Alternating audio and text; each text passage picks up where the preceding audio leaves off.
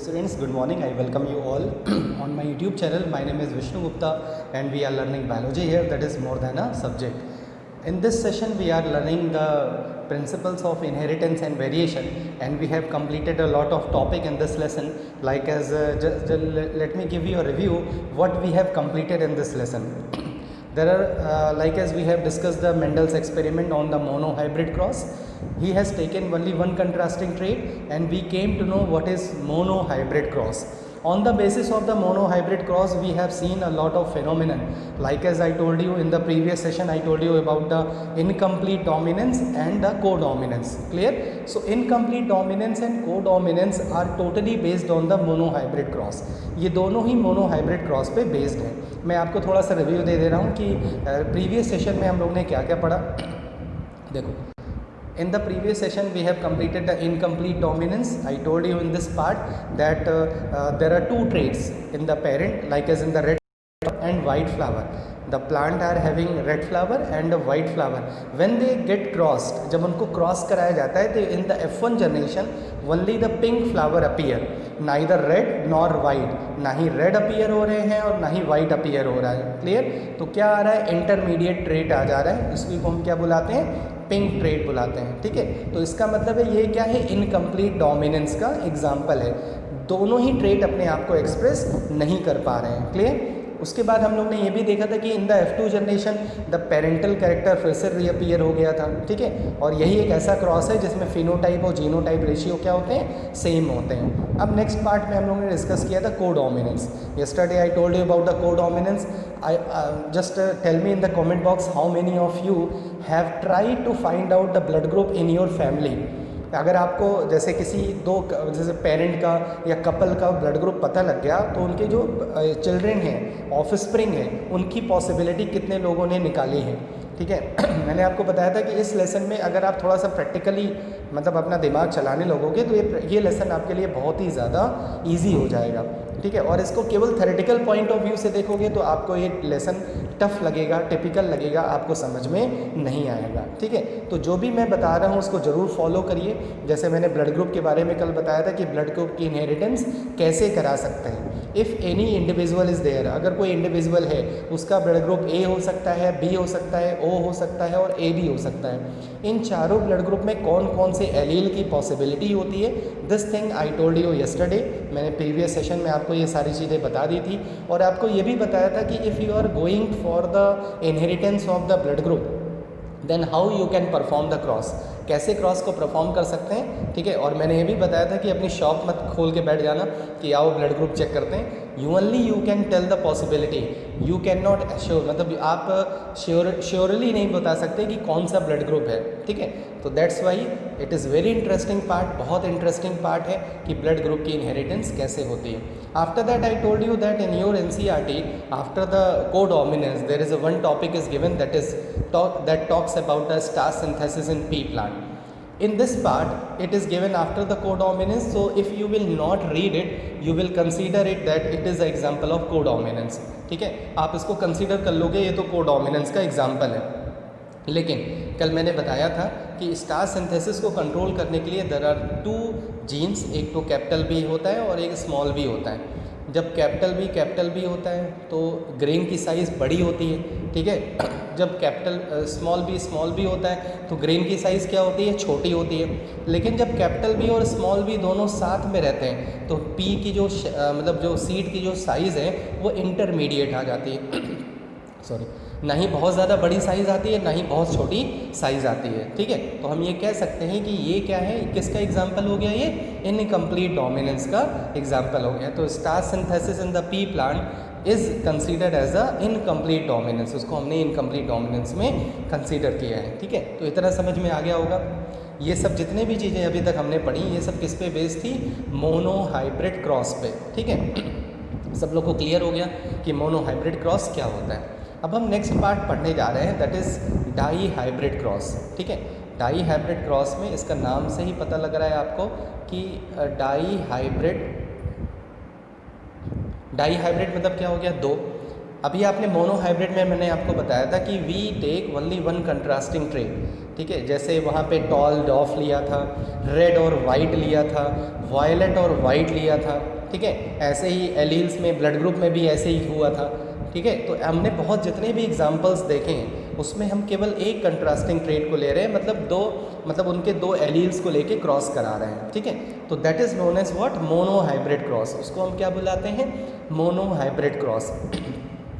After that Mendel perform dihybrid cross. उसके बाद उन्होंने डाई हाइब्रिड क्रॉस परफॉर्म कराया था, जिसमें उन्होंने दो कंट्रास्टिंग ट्रेट लिए थे, ठीक है। जैसे उन्होंने एक पी प्लांट लिया था, मैंने आपको बताया था कि पी प्लांट में बहुत सारी ढेरों वैरायटीज़ होती हैं। उन्होंने दो और वैरायटी को लिया था, ठीक है।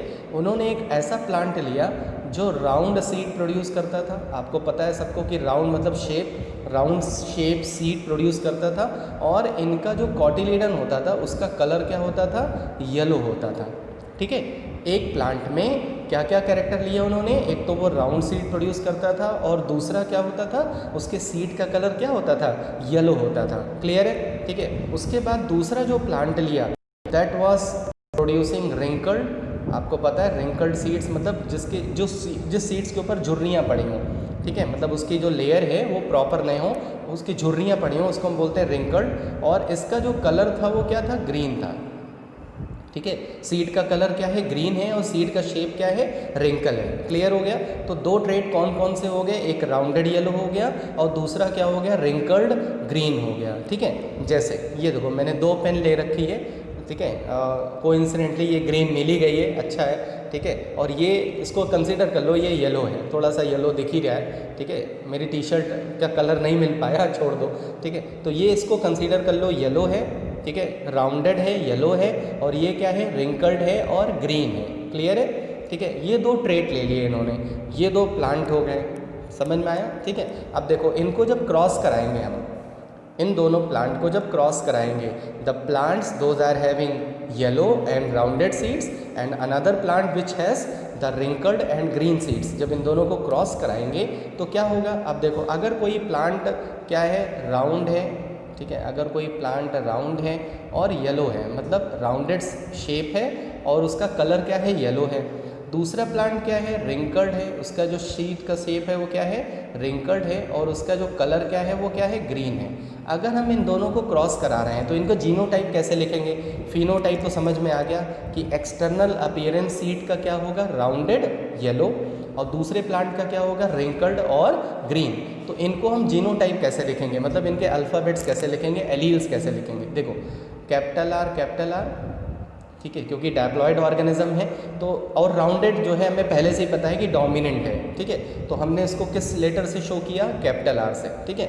उसके बाद येलो को किस लेटर से शो करेंगे, कैपिटल वाई से। क्लियर है। अब देखो क्योंकि ये डोमिनेंट है और इधर वाला क्या है, रिसेसिव है, तो हम इसी को किससे दिखा देंगे, स्मॉल आर, स्मॉल वाई। ये मैंने स्टार्टिंग में ही बताया था कि always we represent the dominant trait with the capital letter and the recessive trait with the same letter of the small letter, मतलब वही लेटर रहेगा लेकिन उसको हम क्या ले लेंगे, स्मॉल ले लेंगे। क्लियर है। तो इस तरह से हमने इसके जीनोटाइप को शो कर दिया।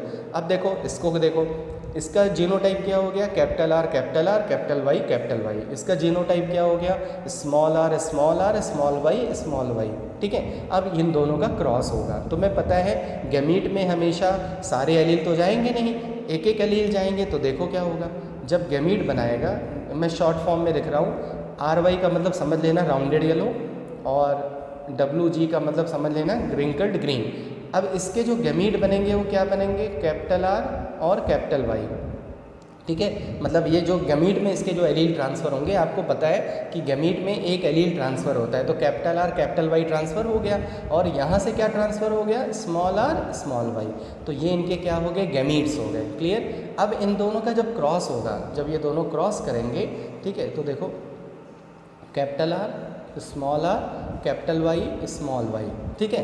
तो जब इन दोनों को हमने क्रॉस कराया, ठीक है, जब इन दोनों को क्रॉस कराया, ये दोनों क्रॉस हो गए, ठीक है, ये मान लो दोनों में क्रॉस हो गया। अब इनका जीनोटाइप क्या हो जाएगा, capital R, capital Y, small Y. लेकिन एक्सटर्नल अपीयरेंस किसका आएगा, राउंडेड येलो का आएगा। मतलब ये जो प्लांट होंगे, what ever seeds they will produce, that will be rounded and yellow, ठीक है, वो राउंडेड होगा और येलो होगा F1 जनरेशन में।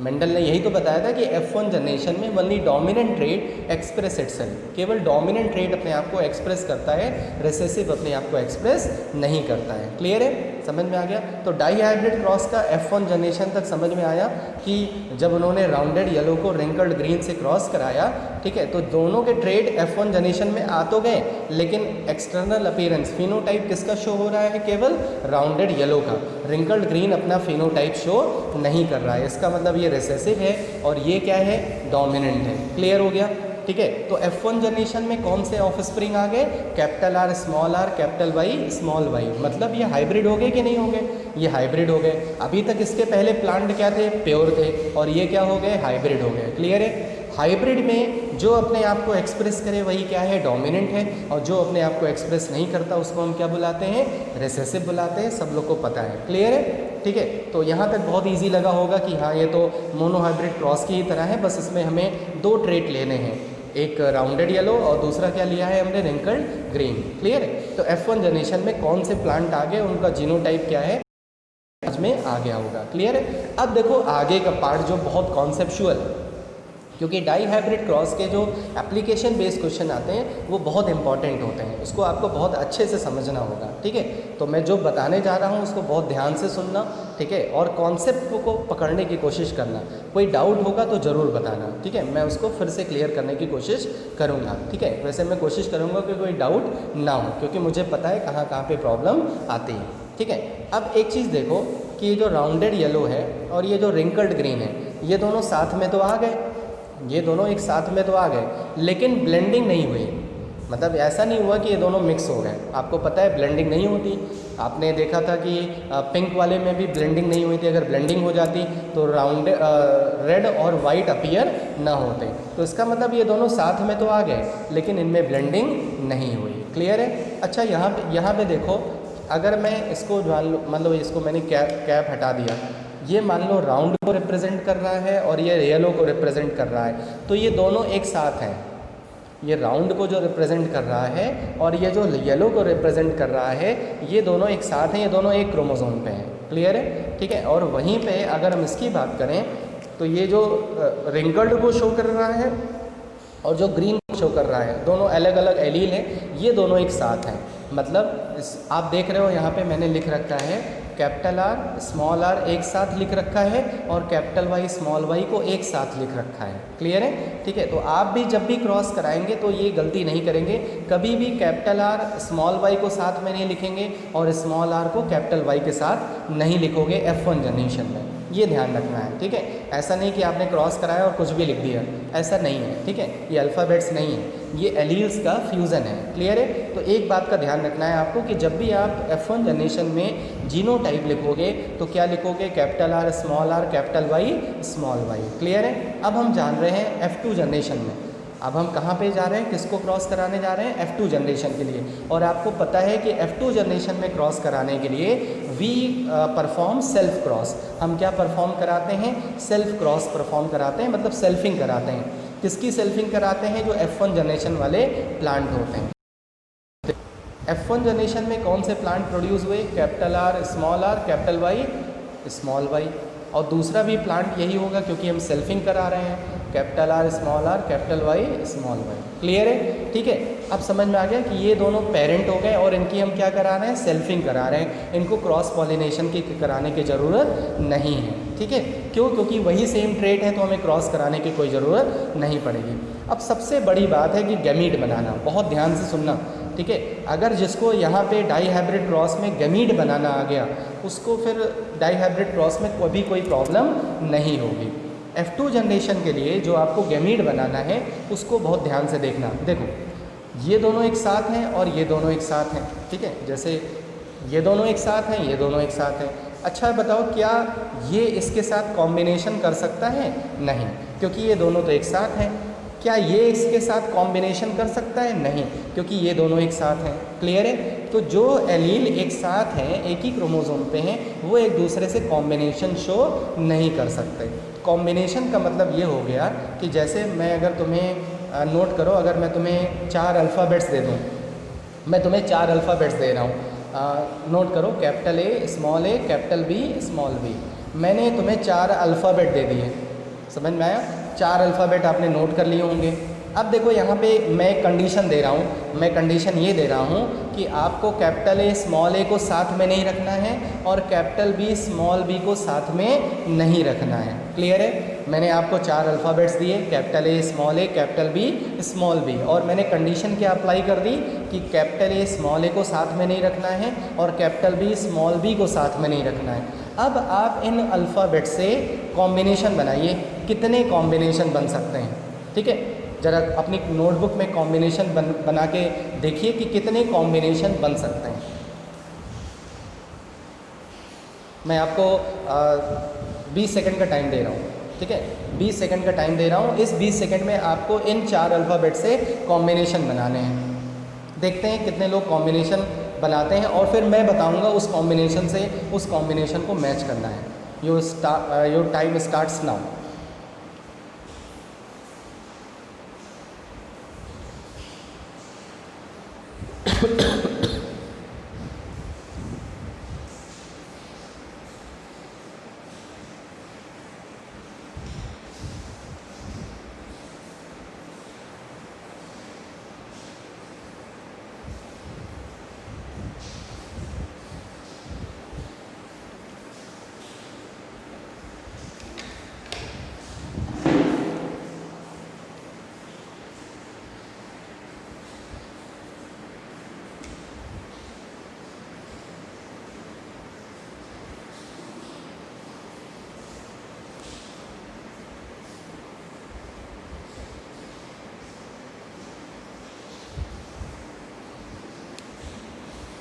चलो टाइम अप हो गया। ठीक है, 20 सेकंड से ज़्यादा ही मैंने दे दिया। अब देखते हैं कितने लोग का कॉम्बिनेशन जो राइट कॉम्बिनेशन है उससे मैच करता है। देखो मैंने क्या बताया था कि capital A small A, capital B small B 4 alphabets हैं। इसमें आपको क्या करना है, कैपिटल ए स्मॉल ए को साथ में नहीं रखना है और कैपिटल बी स्मॉल बी को साथ में नहीं रखना है, और आपको कॉम्बिनेशन बनाने हैं कि इन अल्फ़ाबेट्स को यूज़ करके आप कितने कॉम्बिनेशन बना सकते हो। तो देखो मैं फिर से को लिख रहा हूँ,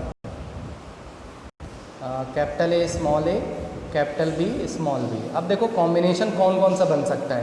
पहला कॉम्बिनेशन बनेगा कैपिटल ए कैपिटल बी। ठीक है, हमने कैपिटल ए को कैपिटल बी के साथ रख दिया। दूसरा कॉम्बिनेशन बनेगा कैपिटल ए स्मॉल बी, हमने ये दूसरा कॉम्बिनेशन बना लिया। तीसरा कॉम्बिनेशन बनेगा स्मॉल ए कैपिटल बी। ठीक है, और चौथा कॉम्बिनेशन बनेगा स्मॉल ए स्मॉल बी। तो हमने क्या किया कि इन 4 अल्फ़ाबेट से हमने क्या बनाया, कॉम्बिनेशन बनाया। ठीक है, और कंडीशन क्या थी कि कैपिटल, देखो कहीं पे भी कैपिटल ए स्मॉल ए साथ में नहीं है और कहीं पे भी कैपिटल बी स्मॉल बी साथ में नहीं है। अब इसको इससे कोरिलेट करो। ठीक है, इससे कि मैंने बताया था कि ये दोनों एक साथ में हैं तो ये दोनों एक दूसरे के कॉम्बिनेशन नहीं है। ठीक है, और ये दोनों एक साथ में है तो इन दोनों का कॉम्बिनेशन नहीं करना है। क्लियर हो गया? ठीक है, तो दिमाग थोड़ा सा काम करने लगा होगा कि कॉम्बिनेशन क्या होते हैं। देखो अगर हम बायोलॉजी पॉइंट ऑफ व्यू से देखें तो यही तो टाइप ऑफ गैमीट है। मतलब ये अगर ये ऑर्गेनिज्म है और ये ऑर्गेनिज्म का जीनोटाइप है, ऑर्गेनिज्म का जीनोटाइप क्या है, capital A small A, capital B small B. तो ये कितने टाइप के गैमीट प्रोड्यूस कर सकता है, 4 टाइप के गैमीट प्रोड्यूस कर सकता है। ठीक है, उन चारों टाइप की जो गैमीट्स हैं उनका कॉम्बिनेशन ये है। इसके अलावा कोई कॉम्बिनेशन आ सकता है? नहीं, कोई कॉम्बिनेशन नहीं आ सकता। समझ में आया? ठीक है, अब वही इसी चीज़ को राउंडेड येलो और रिंकल्ड ग्रीन के साथ देखो कितना मज़ा आ रहा है। देखो कैपिटल आर, सॉरी एक minute, capital R small R, capital Y small Y. अब इसका कॉम्बिनेशन बनाओ। अब इसमें कॉम्बिनेशन क्या क्या बनेगा, कैपिटल आर कैपिटल वाई पहला, कैपिटल आर स्मॉल वाई दूसरा, स्मॉल आर कैपिटल वाई तीसरा और स्मॉल आर स्मॉल वाई चौथा। तो कितने कॉम्बिनेशन बन रहे हैं, 4। यही कॉम्बिनेशन गैमीट है। ठीक है, यही जो आप कॉम्बिनेशन बना रहे हो यही क्या है, गैमीट है। समझ में आया? इसका मतलब है कि ये देखो, ये जैसे मैंने एक गैमीट ये बना दिया। ठीक है, एक गैमीट ये बन गया इस तरह से। ठीक है, उसके बाद एक गैमीट ये बन गया। इस तरह से हम कितने टाइप के गैमीट बना सकते हैं, 4 टाइप के गैमीट को बना सकते हैं। क्लियर है? लेकिन कभी ये और ये कॉम्बिनेशन गैमीट में नहीं आएगा और कभी भी ये और ये कॉम्बिनेशन गैमीट में नहीं आएगा। क्लियर है? समझ में आ गया? तो इस तरह से क्या हो गया कि हमने गैमीट बनाना सीख लिया। कभी भी कोई डाई हाइब्रिड क्रॉस मिलेगा इस तरह से, ठीक है, जिसमें हेट्रोजाइगस कंडीशन होगी। आप देख रहे हो ये भी हेट्रोजाइगस कंडीशन में है और ये भी हेट्रोजाइगस कंडीशन में है। तो ऐसी कंडीशन में हमेशा कितने टाइप के गैमीट बनेंगे? 4। क्लियर है? ठीक है। जो ये लोकेशन है ना, मतलब ये जो कैपिटल आर स्मॉल आर है ना, इसको बोलते हैं लोकाई या लोकेशन। ठीक है, नोट कर लेना, ये जो कैपिटल आर स्मॉल आर जहाँ पे लोकेटेड हैं जिस क्रोमोसोम पे, उसको बुलाते हैं लोकाई या location. Capital Y small Y जहाँ पे है इसको भी लोकाई या लोकेशन बुलाते हैं। ठीक है, तो कितने लोकाई पे हेट्रोजाइगस कंडीशन है? 2। एक यहाँ पे है और एक यहाँ पे है। There are 2 heterozygous position, 2 heterozygous position है। ठीक है, एक मैं फार्मूला तुम्हें बता दे रहा हूँ, n की पावर 2। n का मतलब हो गया डायप्लॉइड, अगर कोई ऑर्गेनिज्म डायप्लॉइड है, ठीक है, या n 2 की पावर n लिख सकते हो, सबसे बढ़िया। ठीक है, 2 की पावर हम क्या ले लें? n ले लें। देखो, अगर कभी भी तुम्हें कॉम्पिटिटिव एग्जाम में या बोर्ड एग्जाम में ये बताने के लिए आ जाए कि बताओ मोनोहाइब्रिड कितने टाइप के गैमीट प्रोड्यूस करता है, तो देखो n की जगह 1 रख देना। अगर क्वेश्चन पूछेगा कि मोनोहाइब्रिड कितने टाइप के गैमीट प्रोड्यूस करते हैं, तो n की जगह कितना रख दोगे? 1। क्लियर है? तो इसकी वैल्यू कितनी आएगी? 2 आएगी। तो कितने टाइप के गैमीट प्रोड्यूस करेगा? 2। उसके बाद देखो, अगर पूछेगा कि अगर कोई डाई हाइब्रिड है, अगर प्लांट क्या है? डाई हाइब्रिड है, तो कितने टाइप के गैमीट प्रोड्यूस करेगा? तो n की जगह रख देना 2 और इसकी वैल्यू कितनी आ जाएगी? 4। क्लियर है? ठीक है, तो हमेशा मोनोहाइब्रिड की जगह पे क्या रखोगे? 1। डाई हाइब्रिड की जगह क्या रखोगे? 2। और यहीं पे अगर पूछ लेगी ट्राई हाइब्रिड, अगर कोई ट्राई हाइब्रिड है तो n की जगह क्या रख दोगे? 3। तो ये कितने टाइप के गैमीट प्रोड्यूस करेगा?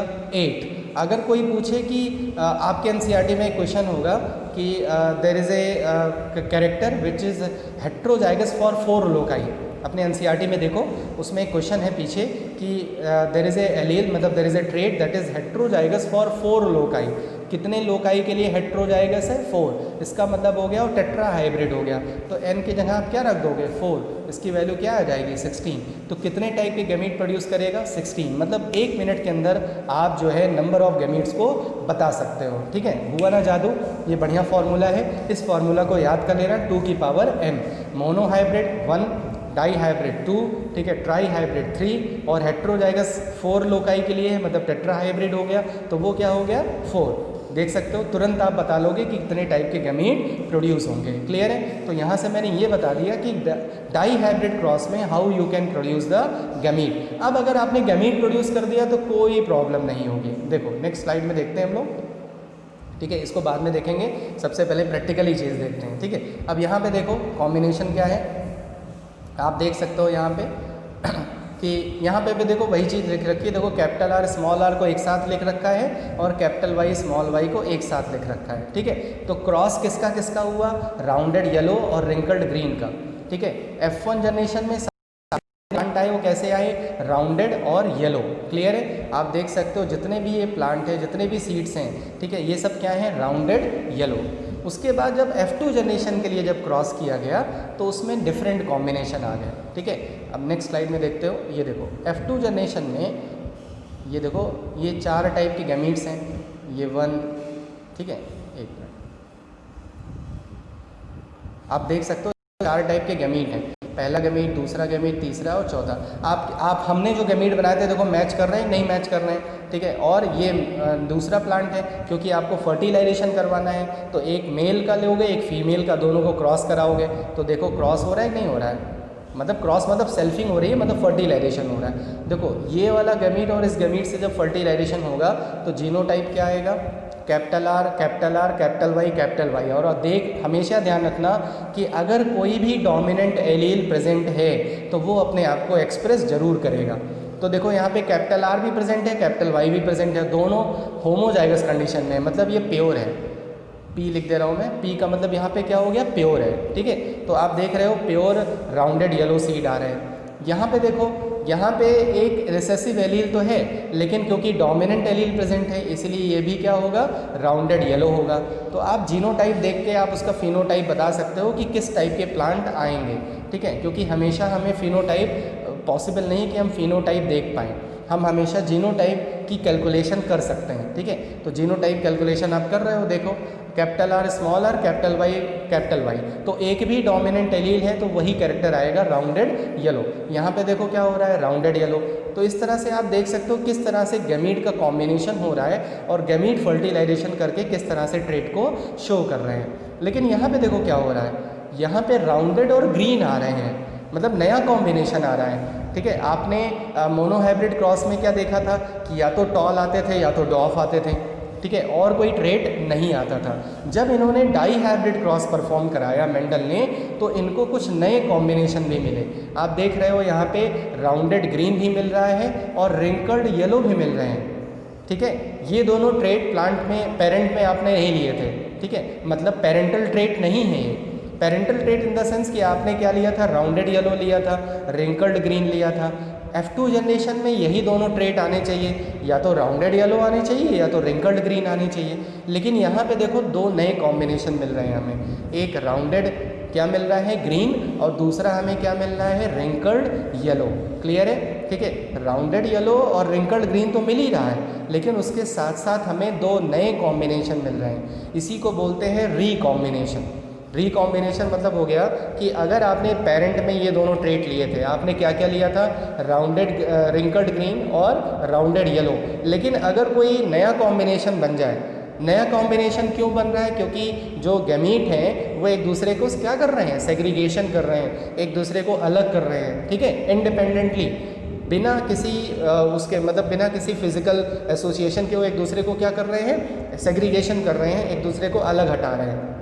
ठीक है, तो इसीलिए क्या होता है, डिफरेंट कॉम्बिनेशन आने के चांसेस हो जाते हैं। ठीक है, जब डिफरेंट कॉम्बिनेशन आने के चांसेस हो जाएंगे तो हमें फिनोटाइप भी अलग अलग मिलेगा। आप यहाँ देख रहे हो कि यहाँ पे राउंडेड ग्रीन भी आ रहा है और रिंकल्ड येलो भी आ रहा है। क्लियर है? ठीक है, तो F2 जनरेशन में हमें एक चीज़ देखने को मिल रही है कि दो नए कॉम्बिनेशन आ रहे हैं। ठीक है, उन दोनों नए कॉम्बिनेशन से हमें ये पता लग रहा है कि कुछ something is different from the monohybrid cross. कुछ चीज़ें डिफरेंट हैं, कहाँ से, मोनो हाइब्रिड क्रॉस से। क्लियर है? तो मेंडल ने जब डाई हाइब्रिड क्रॉस को परफॉर्म कराया, देन ही observe that in the F2 generation two new recombination, दो रिकॉम्बिनेशन आ गए। रिकॉम्बिनेशन मतलब नए ट्रेट आ गए। जब नए ट्रेट आ गए तो उन्होंने एक लॉ दिया, एक दूसरा लॉ दिया, उसको अभी हम लोग देखेंगे। क्लियर है? तो इन्होंने नए कॉम्बिनेशन आए हैं ना, ये क्यों आए हैं, ये मैं ये दोनों नए कॉम्बिनेशन क्यों आए, क्योंकि इन्होंने जो ट्रेट लिए थे, इन्होंने जो ये ट्रेट लिए थे राउंडेड येलो और रिंकल्ड ग्रीन, ये दोनों अलग अलग क्रोमोसोम पे प्रेजेंट थे। ठीक है, ये दोनों कहाँ पे प्रेजेंट थे, अलग अलग क्रोमोसोम पे प्रेजेंट थे। जब अलग अलग क्रोमोसोम पे प्रेजेंट थे तो कॉम्बिनेशन आने के चांसेस हो जाते हैं। ठीक है, अलग अगर एक ही क्रोमोसोम पे प्रेजेंट होते तो उनके चांसेस ना होते। जैसे मैंने बताया कि राउंडेड और येलो दोनों एक क्रोमोसोम पे प्रेजेंट है तो इनके कॉम्बिनेशन आने के चांसेस नहीं हैं, लेकिन इन दोनों के बीच में नए कॉम्बिनेशन आने के चांसेस बढ़ गए। क्यों बढ़ गए? क्योंकि दोनों ही ट्रेट क्या हैं, डिफरेंट क्रोमोसोम पे प्रेजेंट हैं। अगर एक क्रोमोसोम पे होते तो कॉम्बिनेशन ना आता। जैसे अगर मान लो आपकी कोई टी शर्ट है, ठीक है, अगर उस टी शर्ट में, एक ही टी शर्ट में, ठीक है, अगर कोई मतलब कोई और भी चीज़ है तो क्या उसके नए नए कॉम्बिनेशन आप बना सकते हो? नहीं बना सकते हो। लेकिन अभी आपकी जो ट्राउज़र है और जो टी शर्ट है वो अलग अलग कलर है, मतलब अलग अलग हैं, तो उससे आप नए कॉम्बिनेशन बना सकते हो। आप कभी अपनी येलो टी शर्ट को ग्रीन के साथ पहन सकते हो, कभी आप अपने येलो टी शर्ट को ब्लैक पैंट के साथ पहन सकते हो। तो हो क्या रहा है, कॉम्बिनेशन अलग अलग आ रहे हैं। क्यों अलग अलग आ रहे हैं? क्योंकि दोनों एक दूसरे से अलग हैं। लेकिन अगर अभी आपकी एक टी शर्ट और एक ट्राउज़र दोनों एक दूसरे से जुड़े हों, मतलब एक साथ हों, तो क्या आप उसके कॉम्बिनेशन बना सकते हो? नहीं बना सकते, उसके आप कॉम्बिनेशन नहीं बना सकते। क्लियर है? जैसे अगर मान लो आपका कोई मोबाइल है और उस मोबाइल में या लैपटॉप है, उसमें क्या है, जितने भी पार्ट्स हैं सब सोल्ड है, सब जुड़े हुए हैं, तो क्या आप उसके कॉम्बिनेशन बना सकते हो? नहीं बना सकते। ठीक है, लेकिन अगर वही पार्ट अलग अलग है तो आप क्या कर सकते हो? अलग अलग कॉम्बिनेशन बना सकते हो।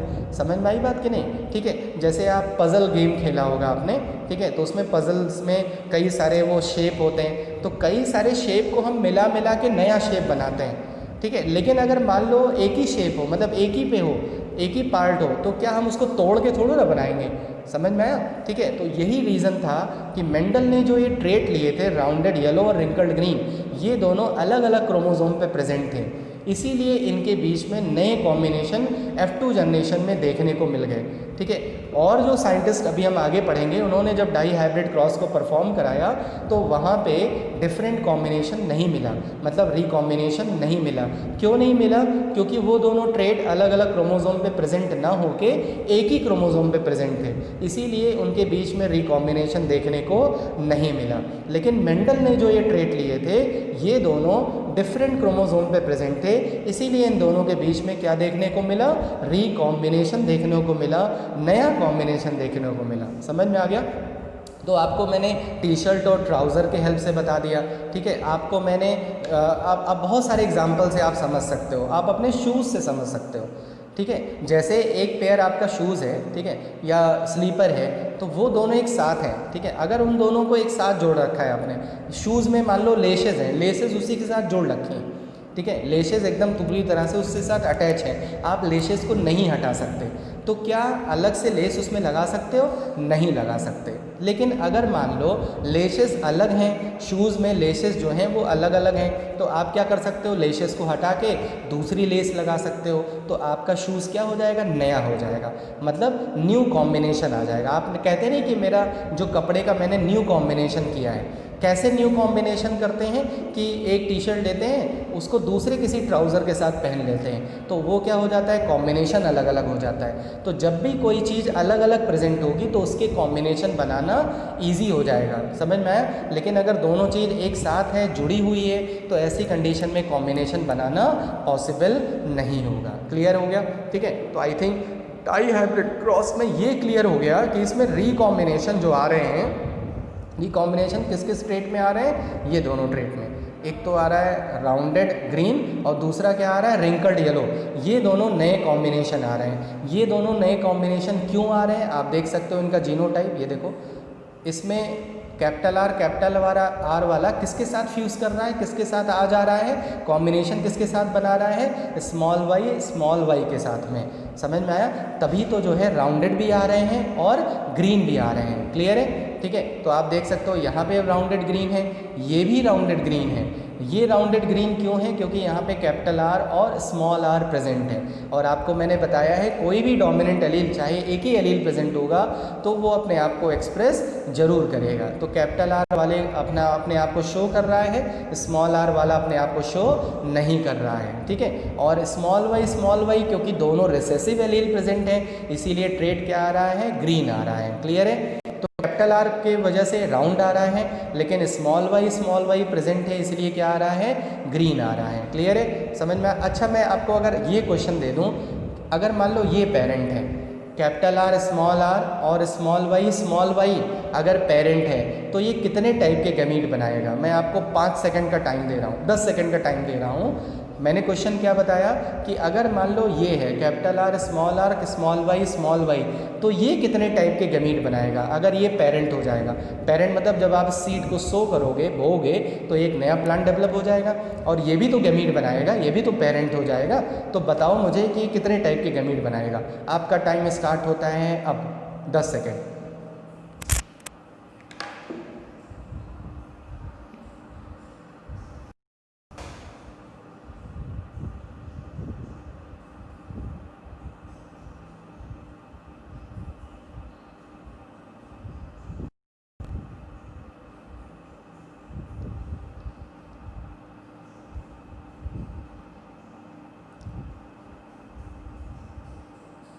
Time up.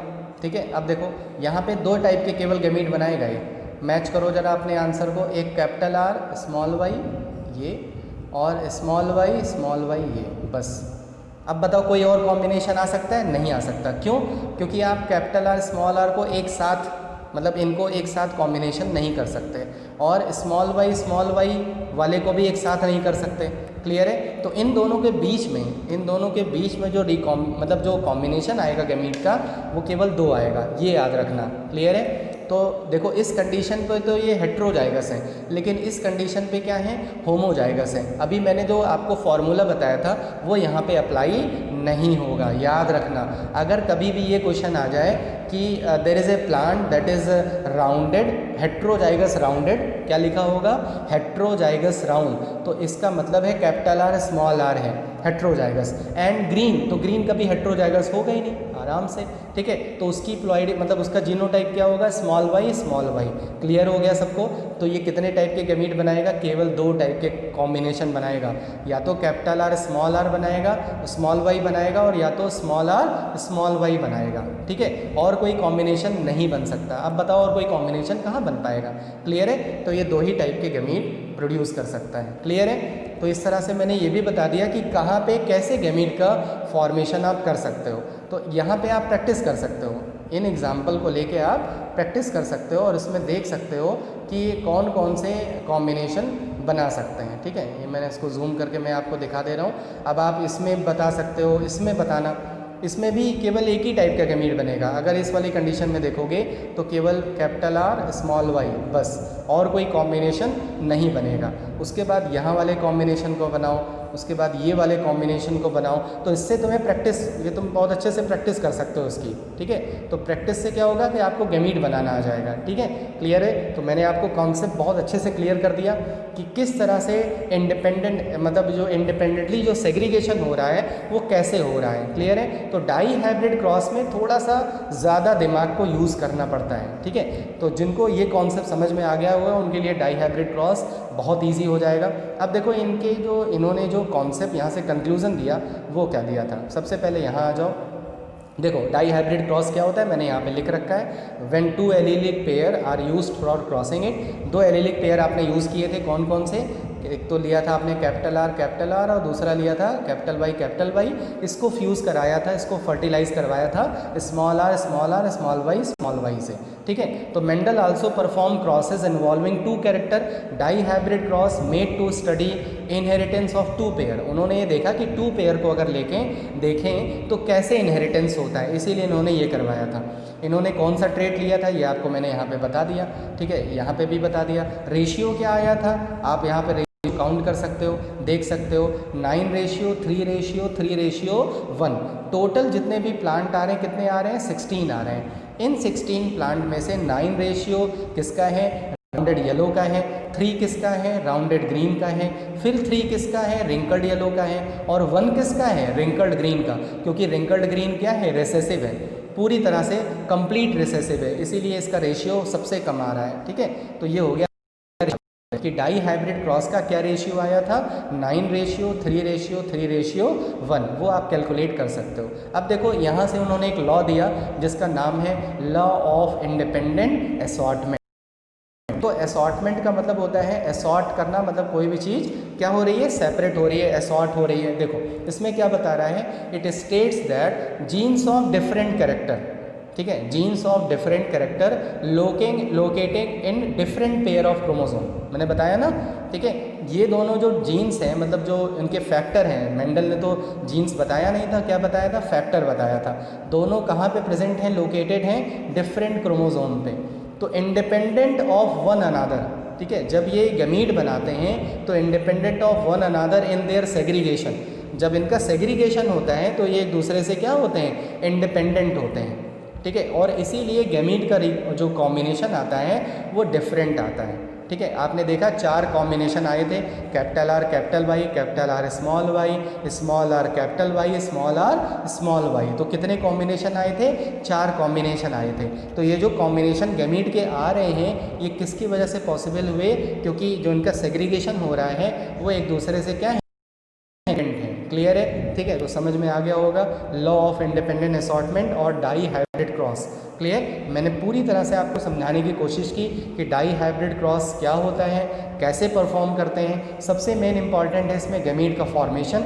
अगर आपको गैमीट का फॉर्मेशन आ गया तो आप कोई भी डाई हाइब्रिड क्रॉस को परफॉर्म कर सकते हो। आपकी बुक में, आपके एनसीईआरटी में एक क्वेश्चन दिया होगा, ठीक है। उस क्वेश्चन को, वो डाई हाइब्रिड क्रॉस का क्वेश्चन है, उसको सॉल्व करना, ठीक है। मैं कल नेक्स्ट क्लास में आपको उस क्वेश्चन का आंसर बताऊंगा और तब अपने आंसर से उसको मैच करना, ठीक है। तो मैं इस सेशन को यहीं पे कंप्लीट कर रहा हूँ क्योंकि ये काफ़ी कॉम्प्लेक्स हो गया, ठीक है। तो नेक्स्ट टॉपिक हम लोग दूसरे दिन डिस्कस करेंगे, ठीक है, जिससे आपको टाइम मिल जाए पूरा टॉपिक रिवाइज करने का और अच्छे से इसको समझ लेना। कोई भी डाउट होगा तो प्लीज़ ज़रूर बताना, जिससे मैं आपके डाउट सेशन में इस पर्टिकुलर डाउट को कंप्लीट कर दूँ, क्लियर कर पाऊँ, ठीक है। क्योंकि जब तक मुझे नहीं पता लगेगा कि डाउट क्या है, वैसे मैं कोशिश करता हूँ, मुझे पता है कि स्टूडेंट्स को कहाँ कहाँ पे डाउट आएगा, इसीलिए मैं उसी के अकॉर्डिंग आपको ये सारी चीज़ें बता देता हूँ। क्लियर? तो I am completing this session, और अपडेट ज़रूर करते रहिए। लाइक बटन पे ज़रूर प्रेस करके जाना अगर आपको डाई हाइब्रिड क्रॉस आपको समझ में आया है। नहीं समझ में आया है तब भी इनकरेज कर दीजिए। मैंने अगर आपको कोई डाउट होगा तो कंफर्म मैं उसको फिर से समझा दूंगा, वैसे कोई डाउट नहीं आने के चांसेस मैंने छोड़े हैं, ठीक है। क्लियर है? तो I am just completing this topic and stay at your home, stay fit, stay healthy, keep updating yourself.